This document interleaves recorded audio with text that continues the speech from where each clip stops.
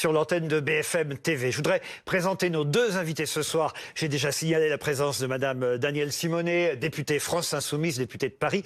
À vos côtés, Madame Simonet, Mathieu Slama, que vous connaissez peut-être, intellectuel, écrivain, journaliste, qui a publié Adieu les libertés. C'était à l'époque du confinement, mais il est aussi question de liberté au fond en ce moment. Et vous allez réagir. On suit évidemment vos tweets régulièrement sur la plateforme X, plateforme de réseaux sociaux. C'est d'ailleurs aussi un sujet qu'on abordera ce soir avant 21h. Évidemment, cette guerre, parce qu'on peut aussi parler de guerre maintenant, cette guerre à travers les réseaux sociaux, une guerre de communication. Mais d'abord, vous, Madame Simonet, parce que vous avez vu ce sondage qui est tombé aujourd'hui, sondage Elabe, 59% des Français estiment que Monsieur Mélenchon et le parti, votre parti, n'a pas été assez clair à propos du Hamas et on va dire des actes terroristes du Hamas, plus précisément.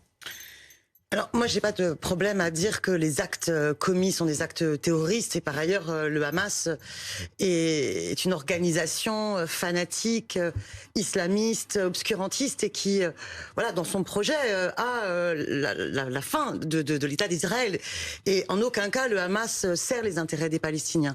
Et il y a une condamnation unanime de tous les insoumis du Hamas. Après, je sais qu'il y a un débat, mais moi je ne vais pas rentrer dans le débat sémantique. Beaucoup d'intellectuels... La condamnation, pardonnez-moi, elle n'était pas évidente. C'est ce qu'on reproche à la France Insoumise, justement, pas de condamnation dans le communiqué initial. Condamnation, voilà, la condamnation de tout le monde, voilà, des massacres terribles. Et vraiment, je souhaite transmettre toute ma compassion avec l'ensemble des Israéliens, Israéliennes et des Palestiniens. Je veux dire, le nombre de morts est terrifiant et on sait que c'est pas fini, que les exactions commises sont effroyables.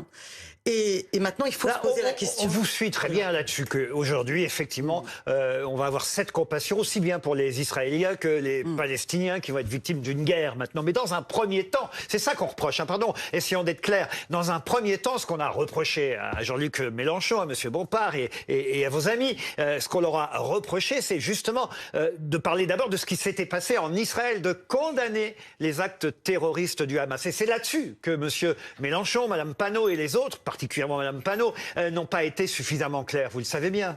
Alors moi, je vais vous dire une chose. D'ailleurs, François Ruffin, tout de suite, s'en est démarqué. Vous aussi, un peu à votre façon. Écoutez, il faut condamner sans état d'âme, enfin, il n'y a rien qui justifie, et je pense que toute la France insoumise, vraiment, est d'accord pour dire la fin ne justifie pas les moyens. Et l'attaque du Hamas est inacceptable, intolérable.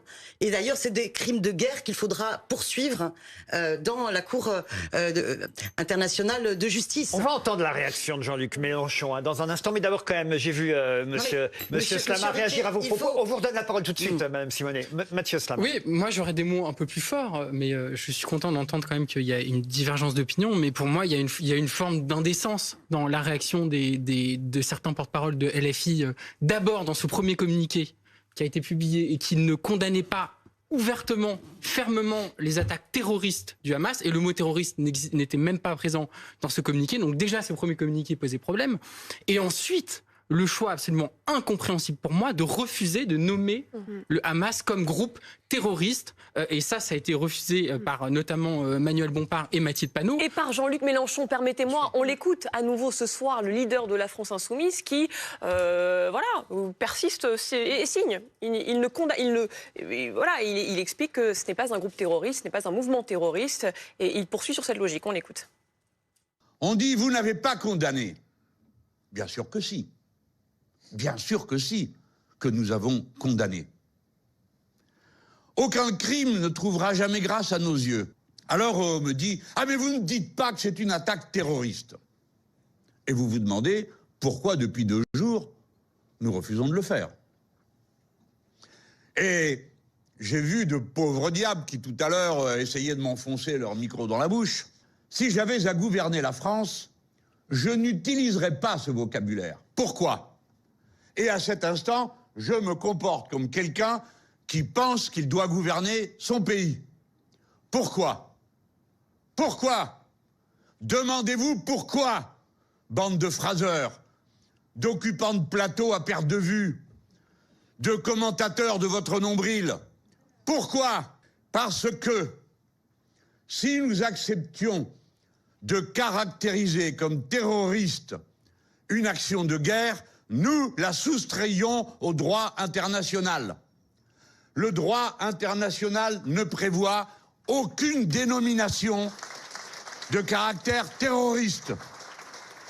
Les deux seules organisations qui ont été montrées par l'ONU comme organisations terroristes sont Al-Qaïda et Daesh. Point final. Si nous voulons que ce que nous appelons des crimes de guerre soient poursuivis et jugés, il faut les appeler par le nom qui permet de le faire. L'explication vous convient, Mathieu Slama? Non, je trouve que là, dans ces propos, la dérive est claire et totale. Premièrement, je rappelle que l'Union européenne reconnaît le Hamas comme organisation terroriste. Monsieur Mélenchon parle de l'ONU. L'ONU, mais en tout cas, il y a un certain nombre d'organisations, au premier rang desquelles l'Union européenne, qui reconnaît le Hamas comme organisation terroriste. Ensuite, rien n'empêche de dire c'est une organisation terroriste qui commet des crimes de guerre. Je veux dire, cet argument ne tient pas la route. Et surtout, moi, je veux vraiment mettre l'accent sur l'aspect moral de tout ça. Je veux dire, on parle quand même d'une organisation qui, dans sa charte d'origine, veut la destruction d'Israël et appelle à la persécution des Juifs. On parle d'une organisation là qui a mené, notamment dans le kibbutz de Kfar Aza, le massacre de ses habitants et des enfants de ses habitants. On parle d'une organisation qui a des otages, notamment des familles, des enfants. Plus de 150 otages en ce moment détenus par le Hamas. Absolument, et qui menacent de les exécuter, on parle d'une organisation qui a commis un acte qui est comparable à celui du Bataclan lors de cette rave party à quelques kilomètres de Gaza. Donc ça, si vous voulez, c'est une organisation terroriste qui commet des actes terroristes, et le fait de ne pas nommer le Hamas comme organisation terroriste, je suis désolé, mais ça relativise la dangerosité et la gravité de cette organisation, et les meurtres, les crimes de guerre et les crimes contre l'humanité que cette organisation commet et a commis ces derniers jours. Daniel Simonet, vous allez pouvoir répondre, mais juste, on donne la parole un instant quand même à notre équipe, et comme ça vous pourrez répondre, j'imagine, totalement aux uns et aux autres. Blanche Léridon, pour commencer. Oui, merci. Évidemment, je rejoins tout ce que vous avez dit, Mathieu Slama, sur le niveau d'indécence qui a été atteint dans les propos à la fois de Mme Panot, de M. Bompard et de M. Mélenchon. Moi, ce que je trouve très préoccupant aussi depuis 24 heures, c'est qu'on est en train de tirer ce débat, enfin ce sujet qui est un drame absolument inqualifiable, à hauteur de conflits politico-politiciens français. Et ça, je trouve qu'en termes d'indécence, c'est aussi absolument désespérant. Et aujourd'hui, si on doit remettre le sujet au niveau national, on doit se dire comment est-ce qu'on fait en sorte d'éviter ce qui s'est passé par exemple en 2012 après les attentats de Mohamed Merah en France, où vous avez une augmentation des actes antisémites de 58% par rapport à 2011. C'est ça qui doit nous préoccuper au niveau national aujourd'hui. Il y a déjà une cinquantaine d'actes antisémites recensés depuis ce week-end, selon les chiffres de Gérald Darmanin. Voilà sur quoi on doit débattre, et effectivement pas commenter à outrance en fait ces propos qui pour moi sont d'une telle indécence qu'il faut, bien sûr il faut en parler, mais c'est de ces sujets-là dont il faut se saisir au niveau national aujourd'hui. Louis Morin et puis après Pablo. Blanche Léridon a évidemment complètement raison dans cette analyse, mais le problème c'est que justement mal nommer les choses et vouloir en l'occurrence les minimiser apporte aussi du crédit à toutes les réactions qu'on peut avoir, les réactions antisémites en l'occurrence. Il y a une ambiguïté, il faut le dire, il y a une ambiguïté depuis très longtemps chez LFI sur les sujets relatifs à Israël. Il y a une ambiguïté avec le Hamas. Il y a eu des propos, et d'ailleurs Daniel Simonet, vous le savez parce que vous avez été soutenu pendant la campagne législative en 2022 par Jérémy Corbyn, qui lui-même avait dit par le passé qu'il était ami avec le Hamas et le Hezbollah. Il y a une ambiguïté dans tous ces réseaux-là qui pose problème aujourd'hui. Il y a un manque de dénonciation. Et évidemment, le mobile qu'on entend, l'excuse de Jean-Luc Mélenchon, c'est évidemment pas le vocabulaire que va utiliser Jean-Luc Mélenchon qui permettra par la suite au Hamas de s'absoudre de ces crimes de guerre. En aucun cas. Donc il faut arrêter d'utiliser des mobiles, il faut arrêter d'utiliser des excuses et il faut reconnaître les choses telles qu'elles sont. Au bout d'un moment, on a besoin d'entendre clairement les choses et qu'il y ait une unanimité de l'ensemble de la classe politique sur ces questions, parce que c'est trop grave. Pablo Pio-Vivien, et on laisse répondre Daniel Simonet, bien sûr. Moi, je pense que tout le procès qui est fait par Louis Morin à la France Insoumise, je pense qu'il est pas juste du tout. Mais d'abord sur ce qu'a dit Jean-Luc Mélenchon. Jean-Luc Mélenchon, il n'est pas représentant de la France aux Nations Unies en fait. Et là, il pense qu'il va déposer un dossier et qu'il faut qu'il dise crime de guerre et pas terrorisme. Or, Jean-Luc Mélenchon, il est là pour faire de la politique. Et quand on fait de la politique, il faut nommer les choses telles que tout le monde monde les a vus, les images, on les a tous vues. Et oui, c'est du terrorisme. C'est exactement ce que je viens de dire. Non, mais sur le reste, je pense qu'aujourd'hui, il y a un conflit à gauche sur les voies et moyens, en fait, d'aider la résistance palestinienne.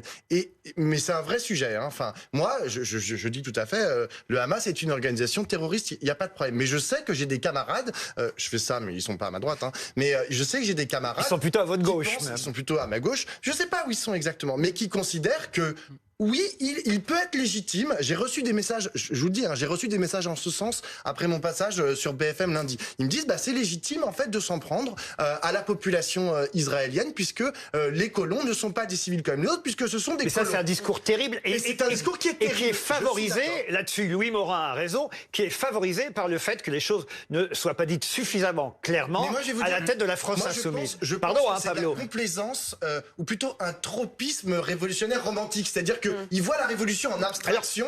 Alors, pas seulement. Et je vais donner la parole à Madame Simonet, mais pas seulement. On avait hier sur ce plateau Gérard Miller. On n'a pas eu le temps d'aborder ce sujet-là, mais vous étiez en coulisses, je crois, avec nous à ce moment-là, quand j'ai demandé à Gérard Miller, parce qu'il connaît bien Mélenchon, et pourquoi Mélenchon est comme ça. Pourquoi et la thèse de Miller, c'est de dire Jean-Luc Mélenchon est comme ça parce qu'il ne veut pas qu'on lui force la main pour dire quelque chose. En fait, plus peut-être qu'une position, ce serait une question d'ego. Ne pas vouloir... C'est encore pire.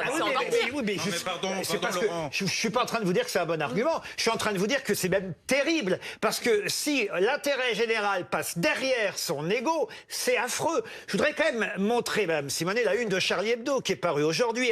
Regardez cette une, ce dessin dans Charlie. Le Hamas se mélenchonise avec évidemment cette bulle où on voit ce terroriste, car c'est un terroriste, dire « faites mieux ». C'est une référence au titre de Jean-Luc Mélenchon. C'est-à-dire qu'on en est là aujourd'hui à cause du flou organisé par Monsieur Mélenchon. Alors, je vous laisse répondre. Là, vous avez entendu beaucoup de choses. Vous avez tout encaissé, mais on vous laisse parler. Monsieur Laurent Ruquier, vous dites que c'est un flou orchestré. Moi, je vais vous dire... Non, je n'ai pas dit orchestré. J'ai même dit, peut-être même, il y a une question d'ego là-dedans. Non, je pense qu'en fait, il y a une exploitation de ce sujet-là que je trouve abjecte. Moi, je vais vous dire. Pour moi, j'ai aucun problème à dire le Hamas est une organisation terroriste. Le Hamas a un projet fanatique, un projet obscurantiste, islamique. Le Hamas veut la destruction de l'État d'Israël. Et le Hamas est parti en guerre. Il commet des crimes de guerre dans des attaques terroristes terrifiantes, effroyables. Monsieur Jean-Luc Mélenchon, lui, il se pose par rapport à l'ONU. Il dit, voilà, l'ONU reconnaît que c'est des crimes de guerre et c'est parce que c'est des crimes de guerre qu'ils peuvent être poursuivis. Il n'y a pas de volonté de... Pardon, je vous interromps. Mais je voudrais vous dire... Non, je vous interromps aussi quand même, parce que cette exploitation médiatique des autres partis dont vous parlez, dont je suis passé... oui, on voit bien qu'il y a effectivement... Attends, je vais vous parler de la suite.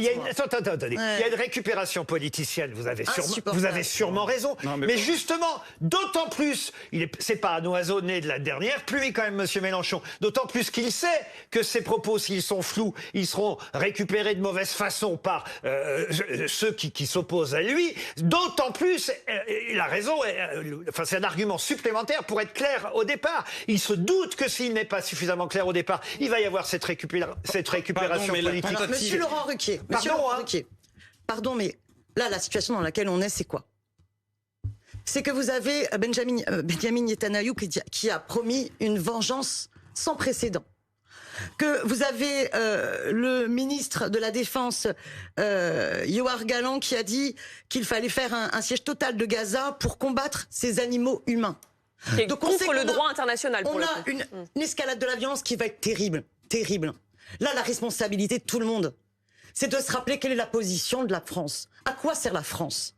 Elle sert avec une diplomatie indépendante au service de la paix. Pas alignée sur les États-Unis à donner un blanc-seing et une solidarité inconditionnelle au gouvernement d'extrême droite d'Israël. Le rôle de la France, comme le faisait le général de Gaulle, comme faisait François Mitterrand, comme l'a fait Jacques Chirac, comme le dit encore Monsieur Védrine, c'est de dire il faut le respect du droit international. Il n'y a pas d'issue dans la spirale de guerre, de meurtre et de crimes de guerre. En ce moment, que se passe-t-il à Gaza ? En ce moment, vous avez des Israéliens qui meurent et vous avez des Palestiniens qui meurent. 1055 morts palestiniens. Exactement. Et pour que ça s'arrête... Personne ne vous contredira ici là-dessus. Mais si, je vais vous dire une chose, moi. Personne ne vous contredira là-dessus. Pendant qu'on fait la polémique sur la France insoumise, quelle est la position de la France ? C'est quoi les deux communiqués? On le saura demain, le président de la les deux République. communiqués du Quai d'Orsay, il n'y a pas le mot paix. Les deux communiqués, il a fallu attendre aujourd'hui pour qu'il y ait un mot paix. Le président de la République parlera La demain. position de la France est demander le Il était respect du il droit était à Hambourg tout à international. l'heure avec... Le respect du droit international. La paix juste et durable n'est possible qu'avec la reconnaissance de deux États. Si nous sortons de ce fil-là, c'est la catastrophe, pire encore. Or, si vous êtes simplement dans une guerre contre le terrorisme, alors il n'y a pas cette réflexion sur la solution politique. Non mais sauf que les responsables, Donc, sauf que les responsables, et j'aimerais si on peut trouver le dessin de Plantu qui est paru aujourd'hui pour illustrer ça, sauf que les responsables c'est quand même le Hamas et que ce serait passé au départ par une condamnation plus nette du Hamas, ça aurait été mieux et les choses vont mieux en le disant. On voit ce dessin de Plantu magnifique où on voit justement, vous avez raison, un enfant aussi bien israélien d'un côté qu'un enfant palestinien de l'autre et c'est le Hamas qui tient une arme sur la tête des deux. Là-dessus, vous voyez... Sur quel terreau s'est construit le Hamas? Sur quel terreau s'est construit le Hamas? Je vous écoute. Vous n'avez pas de réponse sur Non, quel non, je vous terreau écoute, c'est à vous de le dire. Quelle a été la politique du gouvernement d'extrême droite d'Israël dans sa poursuite de la colonisation? Ce qui n'explique rien parce que la fin ne justifie jamais les moyens. Mais vous savez qu'il y a ce terreau-là et que d'ailleurs, beaucoup le disent, que ce soit dans la gauche israélienne, que ce soit dans plein de... Écoutez ce que dit Monsieur Védrine. Donc, il faut absolument prendre comme boussole le respect du droit international. Et je vous dis, lorsqu'il y a eu des questions encore une nouvelle fois des justifications d'actes terroristes, rien ne justifie. Mais si, vous êtes en train de le faire. Vous êtes en train de le faire. Absolument pas. Je dis que les interventions, lors des questions vous mettez sur le même plan l'État d'Israël et une organisation terroriste. C'est ce que vous êtes en train de faire en réalité, Daniel Toutes les Simonet. composantes de la NUPES, on dit quoi? On dit 1, condamnation. 2, libération des otages. 3, il faut un cessez-le-feu immédiat. Mais il ne peut pas y avoir de cessez-le-feu avec une organisation terroriste qui vient de prendre en otage 150 alors à 200 les crimes de guerre vont continuer. Votre solution Si Israël n'a ne aucune contre-attaque issue. pas, si Israël ne Vous contre-attaque pas, n'avez aucune issue, ne donc on va riposte faire pas à des crimes, l'attaque, donc des crimes ils de vont guerre. continuer à subir. Ils vont continuer à subir un certain nombre d'attaques terroristes. Et vous le savez. Donc c'est une rupture avec la position historique de la France. Et la position de la France, Emmanuel Macron l'a rappelé tout à l'heure, d'ailleurs au micro de BFM TV, lors d'une conférence de presse, il a répondu à Léopold Haudebert qui lui a posé la question en la matière. La position de la France, elle est claire. Israël a le droit de se défendre face à des attaques terroristes. C'est ça la position de la France international. C'est quand même très important, Louis. Enfin, on peut Sauf pas... que le droit international ne l'interdit les crimes de guerre. Et les crimes de guerre, c'est quand on s'attaque à des civils. Non, et malgré toutes les horreurs du Hamas, je n'en veux pas plus de l'autre côté. Mais Israël ne s'attaque pas, à des civils. À défaut de nous entendre, Israël veut simplement détruire les infrastructures qui sont liées effectivement au Hamas. Oui, mais et qui Louis se Morin, situent aujourd'hui dans la bande de Gaza. 1055 victimes, des immeubles d'habitation touchés, des mosquées, des magasins et donc des milliers de victimes civiles, victimes collatérales. Mais évidemment, une campagne aérienne, vous tuez aussi des civils. Important de le rappeler aussi. Et Israël prend toutes les précautions pour autant pour éviter au maximum le nombre Certains de victimes le mettent ça en doute collatérales. quand même, Louis Morin. Ils envoient des SMS à l'ensemble des populations visées avant de lancer des bombardements. Ils préviennent systématiquement. Mathieu Slama. C'est une réalité. Justement, là, on est dans des positions caricaturales. Déjà, le risque aujourd'hui, c'est le risque de la punition collective pour Gaza. Les Gazaouis, les habitants de Gaza ne sont pas responsables des actes du Hamas. C'est très important de le dire ça, Exactement. parce qu'encore une fois, le Hamas ne représente pas les habitants de Gaza. Et d'ailleurs, il y a un certain nombre d'habitants de Gaza qui ont manifesté contre le Hamas ces derniers mois. Donc ça, c'est très important de le dire. Deuxièmement, l'action d'Israël, déjà, apparaît disproportionnée et s'inscrit, on sent déjà, quand on parle de siège total de Gaza, quand le ministre de la Défense israélien parle d'animaux en faisant une sorte en maintenant une ambiguïté entre est-ce qu'il parle du Hamas ou des Gazaouis, etc. Mais il y a Quand on voit le discours de plus en plus radical du gouvernement d'extrême droite israélien, il est évident qu'on a le droit et même le devoir de s'inquiéter des répercussions de tout ce qui se passe actuellement sur les Gazaouis, sur Gaza. Je rappelle que Gaza est une prison à ciel ouvert et qu'il se passe des choses qui sont quand même très graves. Et je finis juste sur un point, en un mot. C'est ça tout problème. C'est qu'au fond, on oublie la cause palestinienne à travers ce débat sur le Hamas que LFI a provoqué. Au fond, le Hamas va contre la cause palestinienne. Il fallait être plus clair dès le départ. Et que dès le départ, il fallait être clair pour ensuite, en effet, dire attention, le gouvernement... Pour que le débat puisse avoir lieu, et dire, il fallait être plus clair. Je ne vais pas citer Martine Aubry, mais quand c'est flou, il y a un loup. Mais monsieur Le Ruquier, demandez au gouvernement d'être clair, à Macron d'être clair et à défendre la diplomatie. Je voudrais citer Jacques... la solution politique à deux États. Je voudrais citer Madame paix. Simonet, je voudrais citer un tweet de Jacques Attali. Je n'ai pas toujours été d'accord avec ce qu'écrit ou ce que dit Monsieur Attali, mais pour le coup, je trouve assez judicieux ce qu'il a posté ces jours-ci. Par sa sauvagerie, le Hamas savait qu'il allait déclencher une réponse extrême et aveugle contre les habitants de Gaza, son bouclier humain. Le Hamas est donc responsable non seulement de ces crimes horribles en Israël, mais aussi des innocentes victimes palestiniennes, de sa barbarie. Voilà. On continuera évidemment à débattre de tout ça dans un instant, mais ce sera après une courte pause, c'est bien ça, Julie? Eh bien, je ne sais pas, est-ce que la pub est tout de suite? Oui. Elle est maintenant? Ah ben voilà. Non, pas du tout, encore 9 minutes. Encore 9 minutes. Je pensais que c'était maintenant. Petite question à Daniel Simonet. Que répondez-vous à ceux qui disent que Jean-Luc Mélenchon cherche à ménager son électorat de confession musulmane en ne condamnons pas nettement dans les communiqués qu'on a pu voir, en ne disant pas que le Hamas est un mouvement terroriste? Non, c'est absolument pas ça. Non, je pense que Jean-Luc Mélenchon, il est dans le débat sur le droit international, sur ce que représente l'ONU, dans ce débat, voilà, moi, comment dire, que la caractérisation des crimes de guerre permette la poursuite devant la Cour de justice internationale. Il est dans ce registre-là. Je vais vous dire, le Hamas ne défend pas les intérêts des Palestiniens. Le Hamas n'a jamais défendu les intérêts des Palestiniens. C'est ce qu'on vient de dire à travers le tweet de Jacques Attali. C'est un groupe fanatique. Oui, mais enfin, le truc de Jacques Attali, accessoirement, il donne un blanc-seing d'irresponsabilité du gouvernement d'extrême droite d'Israël. Je ne suis pas d'accord avec ça. Il faut absolument, et c'est extrêmement important, que la position de la France retrouve celle qu'elle avait toujours occupée sur la scène internationale. La position de la France, c'est pour l'instant de défendre un État qui a été attaqué par un mouvement terroriste, oui, Madame Simonet. Quand Madame Borne dit soutien inconditionnel, moi ça me pose un problème. Moi je vais vous dire, j'ai un soutien inconditionnel à l'existence de l'État d'Israël. J'ai un soutien inconditionnel aux populations civiles. Vous entendez? Mais je n'ai pas un soutien conditionnel au gouvernement d'extrême droite d'Israël qui est en train... C'est pas ce qu'elle a dit. C'est pas ce qu'elle a dit. Elle n'a pas dit au gouvernement d'extrême droite d'Israël soutien inconditionnel aux victimes d'un acte terroriste. Ah non, c'est pas ça ce qu'elle a dit justement. Ce n'est pas ça ce qu'elle a dit. Et aujourd'hui, il y a vraiment une urgence. D'abord pour ce qui se passe là-bas. Il faut absolument que la France quand elle parle, elle a une voix forte. Lorsqu'elle est indépendante, pas lorsqu'elle s'aligne sur la diplomatie des États-Unis. Elle peut avoir une voix forte et c'est important de l'entendre. Qu'elle soit raccord avec l'ONU, la voix forte d'un Lula, qu'elle soit raccord pour dire c'est un engrenage terrible, extrêmement inquiétant de la violence et de la guerre et des crimes de guerre doit cesser. Et il faut donc rappeler le droit international.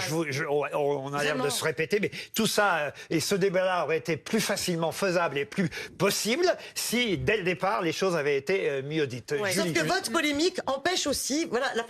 sauf que la polémique, elle vient des propos qui ont été faits au départ qui n'étaient pas suffisamment clairs. Et il y a cette crainte, et je vous donne la parole juste derrière Pablo, il y a cette crainte que ce conflit ne s'importe aussi en France. On va entendre le porte-parole du gouvernement là-dessus, dans un contexte qui se tend aussi chez nous. On le disait, une cinquantaine d'actes antisémites qui ont été répertoriés par Gérald Darmanin depuis samedi, 20 interpellations, 10 000 policiers et gendarmes qui sont actuellement déployés pour protéger 500 synagogues, des écoles juives, des lieux plus globalement fréquentés par la communauté juive. On écoute le porte-parole du gouvernement sur ce sujet.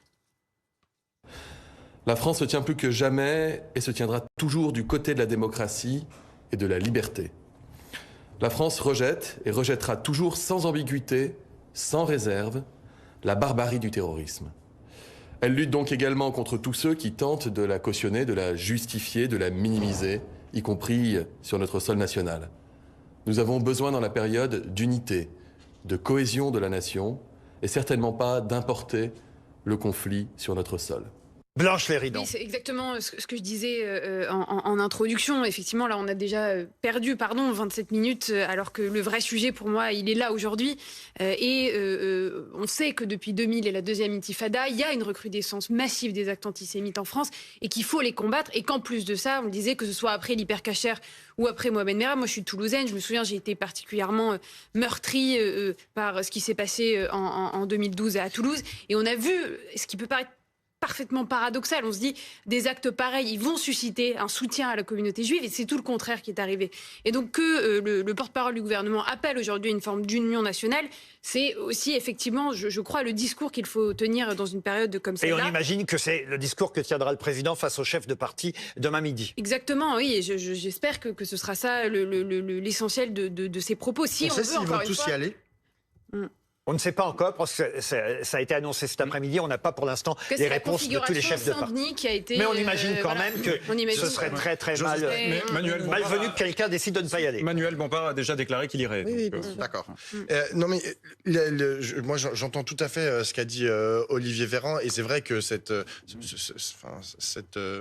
peur en fait qu'on peut avoir d'importation en fait de ce qui se passe au Proche-Orient en France est à mon avis tout à fait légitime. Mais pour ça, c'est quoi la réponse? Bon, il y a la réponse par l'Union nationale, même si je sais pas trop exactement ce que ça veut dire. Mais il y a surtout la réponse sur apporter une solution de paix et porter en fait un discours de paix. Et comme l'a rappelé Daniel Simonet tout à l'heure, c'est vrai que c'est pas très présent dans le discours aujourd'hui des gens, des membres du gouvernement. Qu'est-ce que vous attendez, vous, Pablo, par exemple, de l'allocution du président Emmanuel Macron demain à 20h? J'attends en fait c'est vrai qu'on a tous été sidérés par les images qu'on a vues de massacres absolument horribles de ce qui s'est passé en Israël. Mais en fait, il faut articuler ça à un impératif de justice. Qu'est-ce que c'est la justice en fait après des actes terroristes tels qu'on les a vus? Est-ce que c'est aller bombarder de façon indiscriminée 2,5 millions de gens à Gaza? Je ne le pense pas. C'est pas ce que et donc c'est ça la réflexion en fait qu'il faut avoir. C'est qu'est-ce que ça veut dire? Qu'est-ce que ça veut dire rendre justice à essayer? Ça veut dire peut-être aussi essayer de libérer, les otages qui ont été pris. Alors ça, c'est une autre question. Il faut quand même rappeler aussi qu'il y a des otages. Vous avez raison, et c'est pour ça que j'espère qu'il y a des forces spéciales.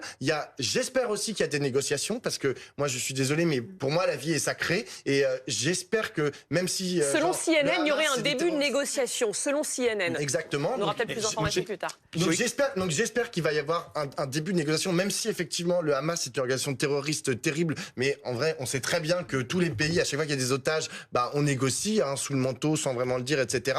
Et ensuite, apporter une solution politique en fait à ce qui se passe, parce que comme l'a rappelé Daniel Simonet tout à l'heure, le terreau en fait sur lequel le Hamas a réussi à faire Florès, il est pas prêt de s'en aller demain. Et peut-être qu'il va faire des enfants un peu partout dans le monde arabe, parce que moi j'ai tapé Free Palestine sur Twitter, et je peux vous dire que dans tous les pays arabes, vous avez des gens qui se sont revendiqués, qui se sont mis en défense en fait des actions du Hamas. Le Hamas a demandé d'ailleurs que tous les pays arabes s'unissent pour... Et c'est un problème, c'est société civile. Il faut pas confondre les sociétés civiles et les gouvernements. Une dernière question à Madame Simonet. Je comprends que votre position ne soit pas facile au milieu de cette polémique entre la France Insoumise et les autres partis, et même ceux de la NUPES. D'ailleurs, on évoquera aussi ce sujet dans un instant. Mais quand même, clairement, entre les propos de M. Mélenchon et ceux de M. Ruffin, qui lui a été beaucoup plus clair quand il a dit « Je condamne sans réserve les actes du Hamas. C'est une organisation fanatique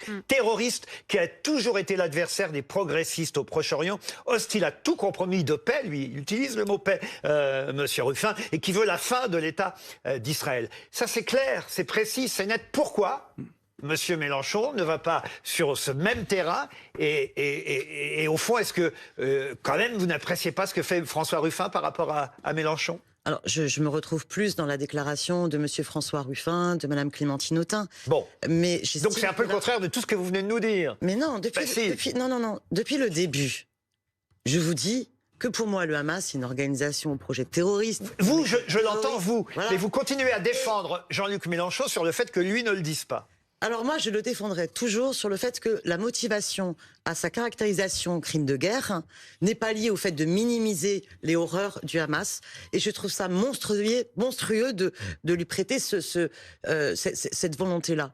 Mais que, par contre, là, l'urgence, et je peux vous dire que les 4 groupes de la NUPES à l'Assemblée nationale aux questions d'actualité, ces 4 groupes-là, au moins tenaient ce discours-là. Et l'urgence, c'est d'exiger que la France tienne aussi ce discours-là, qui est de dire cessez le feu. Solution politique pour une paix pour une paix juste et durable avec la reconnaissance des 2 États.